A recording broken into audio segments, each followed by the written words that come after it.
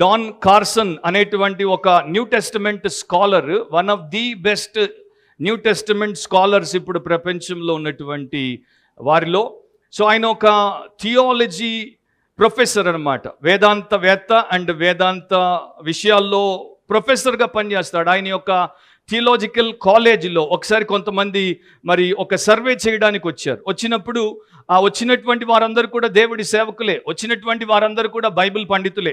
So అక్కడికి theology నేర్చుకోవడానికి వచ్చినటువంటి విద్యార్థులను వారు ఒక ప్రశ్న అడిగారు, మీరు ఎందుకని పాస్టర్ అవ్వడానికి ట్రైనింగ్ పొందడానికి వచ్చారు అంటే ఒక్కొక్కరు ఒక్కొక్క కారణం చెప్పారు. మా అమ్మ నాన్న చిన్నప్పుడు మొక్కుకున్నారు, అందుకని నన్ను పంపించారు. నేను ఫెయిల్ అయిపోయాను, అందుకని నేను ఇక ఎక్కడా పనికి రావట్లేదు, కనుక ఇక్కడ కనీసం దీంట్లో అయినా పనికొద్దామని వచ్చాను. సో రకరకాల కారణాలు మీకు తెలుసు కదా, అట్లాంటి కారణాల చేత వచ్చారు. కొంతమంది మాత్రము దేవుడు మాకు ఈ వాక్యము ద్వారా మాట్లాడి మమ్మల్ని పిలిచాడు, దేవుడు ఆ వాక్యం ద్వారా మమ్మల్ని పిలిచాడు, మమ్మల్ని మరి మేము ఇక్కడికి వచ్చేంత వరకు విడిచిపెట్టట్లేదు, పగలు రాత్రి దేవుడు మమ్మల్ని అలా పట్టేసుకున్నాడు, మా పీక పట్టుకున్నట్టు మాకు అనిపిస్తోంది అన్నప్పుడు డాన్ కార్సన్ ఒక మెసేజ్ ఇచ్చాడు. ఆ మెసేజ్ ఒక ఆడియో టేప్లో.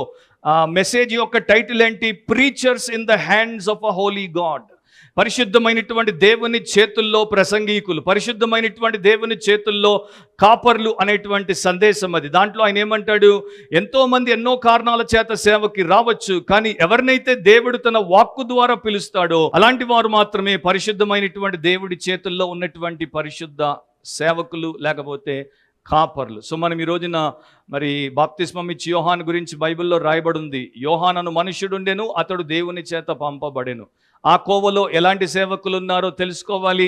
అండ్ సొంతగా బయలుదేరి వచ్చినటువంటి వారి గురించి ఓల్డ్ టెస్టమెంట్లో దేవుడు చెప్తాడు, ఎహెచ్కేల్లో చెప్తాడు, ఇర్మియాలో చెప్తాడు, నేను వారిని పంపలేదు, వారంతటా వారే వచ్చారు, నా పేరు వాడుతున్నారు, నేను వారి నోట్లో నుండి పలకట్లేదు, వారే అబద్ధాలు పలుకుతున్నారు అని చెప్పినట్టు చాలామంది వచ్చేసారు. సో దేవుడి చేత పిలువబడి, దేవుడి చేత పంపబడి, దేవుడి చేత మంద మీద అధ్యక్షులుగా నియమింపబడినటువంటి వారు సంఘ కాపరి. సో ఇది హ్యూమన్ అపాయింట్మెంట్ కాదు, అంటే ఒక మానవుడి చేత ఈ సంఘ కాపరి నియమించబడలేదు, ఒక వ్యవస్థ చేత, ఒక ఇన్స్టిట్యూషన్ చేత చర్చ్ పాస్టర్ అపాయింట్ అవ్వలేదు. ఈ రోజున డినామినేషన్స్ ఉన్నాయి, ఈ చర్చ్కి నువ్వు పాస్టరు, ఆ చర్చ్కి నువ్వు పాస్టరు, 3 సంవత్సరాలు ఇక్కడ ఉంటావు, తర్వాత ట్రాన్స్ఫర్ అయిపోతావు అని చెప్పి అక్కడ ఉన్నటువంటి సంఘ పెద్దలు, లేకపోతే బిషప్లు, డినామినేషన్ ప్రెసిడెంట్లు, లేకపోతే సెక్రటరీలు నిర్ణయిస్తున్నారు. కానీ నిజానికి బైబిల్ ప్రకారము ఒక సంఘ కాపర్ని దేవుడు నియమిస్తాడు.